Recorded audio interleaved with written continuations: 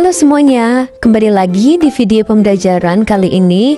Sekarang kami akan membahas terkait dengan mengapa sih kurikulum di Indonesia itu bisa berubah. Sebelumnya, perkenalkan kami dari kelompok 1. Untuk pembahasan yang akan dibahas di video kali ini, kami menggunakan satu narasumber, yaitu Bapak Surya Atmaja SPD, selaku guru di SDN Sertajaya 03. Baik teman-teman, selanjutnya kita masuk kepada materi. Kurikulum pendidikan di Indonesia adalah seperangkat rencana dan pengaturan mengenai tujuan, isi dan bahan pembelajaran serta cara yang digunakan sebagai pedoman penyelenggaraan kegiatan pembelajaran di sekolah. Selanjutnya, di sini ada beberapa jenis kurikulum yang pernah diterapkan di Indonesia, yaitu ada kurikulum rencana pelajaran tahun 1947, kurikulum rencana pelajaran terurai tahun 1952, kurikulum 1964, kurikulum 1968, kurikulum 1975, kurikulum 1984, kurikulum 1994, dan suplemensi kurikulum 1999, kurikulum berbasis kompetensial atau KBK, kurikulum tingkat satuan pendidikan atau KTSP, kurikulum 2013 atau K13, dan yang terakhir yaitu kurikulum merdeka. Jadi, alasan utama kurikulum berubah itu kenapa ya? Kurikulum harus mengalami perubahan karena bersifat mengikuti sesuai perkembangan zaman. Kurikulum jadi bagian dari rencana di mana proses pendidikan itu dilaksanakan agar proses pembelajaran di satuan pendidikan dapat berjalan dengan mengikuti perkembangan zaman yang sedang terjadi dan tentunya dalam acuan undang-undang itu sendiri. Selanjutnya yaitu kurikulum bertujuan untuk menyesuaikan pendidikan dengan perkembangan zaman. Menurut narasumber, salah satu contoh kecilnya yaitu di era digitalisasi, guru harus mampu memanfaatkan teknologi, terutama dalam kurikulum merdeka. Apalagi dalam kurikulum merdeka ini sangat diperlukan, yang terutama dalam proses mengajar. Di dalam kurikulum merdeka, kita mengenal dua model pembelajaran, yaitu ada problem-based learning dan project-based learning, yang dimana kedua model tersebut membutuhkan teknologi dalam implementasinya.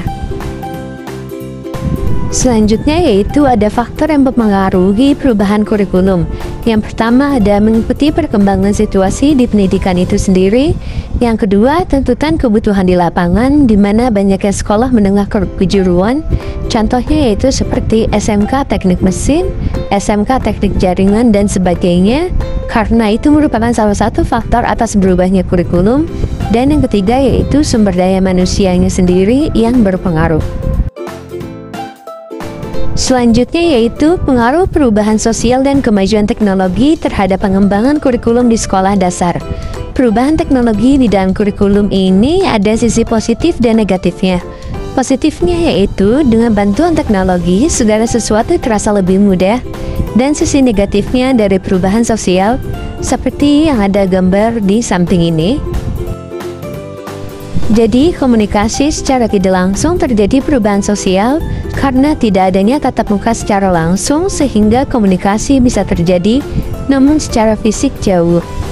Jadi, gambar di samping ini merupakan dampak positif dan negatif dari adanya perubahan sosial dan pemahaman teknologi terhadap pengembangan kurikulum. Jadi, dari penjelasan tersebut, terdapat beberapa pihak yang terlibat dalam proses revisi atau perubahan kurikulum, seperti ada pemerintah pusat, yaitu Kementerian Pendidikan yang berjumlah 3, ada Kementerian Pendidikan Dasar dan Menengah atau Kemendikdasmen, lalu ada Kementerian Pendidikan Tinggi, Sains dan Teknologi atau Kemendikti Saintek, dan yang terakhir ada Kementerian Kebudayaan. Lalu ada pemerintah daerah, di mana Indonesia merupakan negara yang multikultural sehingga memiliki kebudayaan yang berbeda di tiap daerahnya. Lalu yang terakhir ada satuan pendidikan, di mana sekolah itu sendiri, baik dari kepala sekolah, guru, orang tua siswa, dan masyarakat sekitar. Untuk pembahasan yang lebih lanjut, silakan dengarkan penjelasan dari narasumber kami. Yang pertama pemerintah pusat, dalam hal ini Kementerian Pendidikan, dan yang kedua yaitu pemerintah daerah juga perlu berdiskusi terkait dengan perubahan kurikulum. Karena kenapa? Karena Indonesia itu kan terkenal dengan multikultural ya, jadi masing-masing daerah itu punya kebudayaan berbeda, dan biasanya masing-masing daerah juga punya kurikulum daerah. Kalau di kita mungkin di Jawa Barat ada mulok lah, muatan lokal gitu ya. Nah, karena kita orang Jawa Barat, biasanya situ ada mulok bahasa Sunda tuh, yang bahasa Sunda diwajibkan. Pokoknya siapapun, bukan hanya orang Jawa Barat, bukan hanya orang Sunda, ketika dia sekolah di Jawa Barat, maka dia wajib mempelajari bahasa Sunda. Ya, salah satunya antara kepala sekolah, kemudian guru, ya kemudian orang tua siswa juga perlu dilibatkan. Harus, artinya dilibatkan di sini diinformasikan ya, mereka harus tahu kurikulum yang dijalankan di sekolah seperti apa. Jadi itu dia penjelasannya. Selanjutnya kelemahan dari kurikulum Merdeka. Kurikulum Merdeka ini sebetulnya sudah baik, namun tentu butuh perbaikan. Salah satunya yaitu pembelajaran berdiferensiasi, di mana proses belajar mengajar dapat memenuhi perbedaan karakteristik peserta didik dan bisa terpenuhinya alat teknologi yang membantu kegiatan proses belajar mengajar. Karena untuk di sekolah narasumber kami ini masih kurang terpenuhi alat teknologi itu. Selanjutnya yaitu ada tantangan menerapkan kurikulum Merdeka di SDN Sertajaya 03. Yang pertama yaitu membutuhkan perangkat pembelajaran yang bersifat digitalisasi. Yang kedua, fora mengikuti pelatihan hanya yang diselenggarakan oleh Kementerian Pendidikan. Lalu yang terakhir, guru sebagai fasilitator bukan sebagai mentor. Perubahan kurikulum berdampak pada kualitas pembelajaran. Setiap perubahan kurikulum yang ada tentunya memberikan dampak positif atau negatif pada proses pembelajaran di sekolah. Di perkembangan digital saat ini, dampak positif lebih banyak karena melalui teknologi informasi apapun yang akan kita cari di internet itu ada. Namun dampak negatifnya dari penggunaan yang ada di internet, yaitu bagaimana guru mendidik dan memberikan karakter yang baik kepada peserta didik itu tidak ada.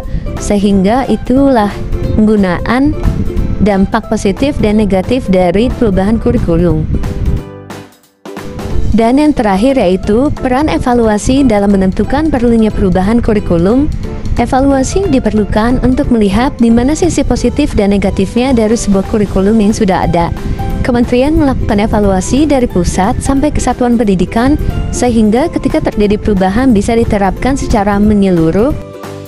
Jadi kesimpulannya yaitu perubahan kurikulum perlu dilakukan secara berkala untuk menyesuaikan pendidikan dengan perkembangan zaman, kebutuhan masyarakat, dan tantangan global. Perumasannya melibatkan pemerintah pusat, daerah, sekolah, dan masyarakat, dan evaluasi dan penelitian penting agar kurikulum tetap relevan dan efektif. Meski membawa kemajuan, perubahan kurikulum juga menghadapi tantangan seperti keterbatasan fasilitas, kurangnya pelatihan guru, dan dampak sosial dari penggunaan teknologi itu sendiri. Sekian video pembahasan pada kali ini.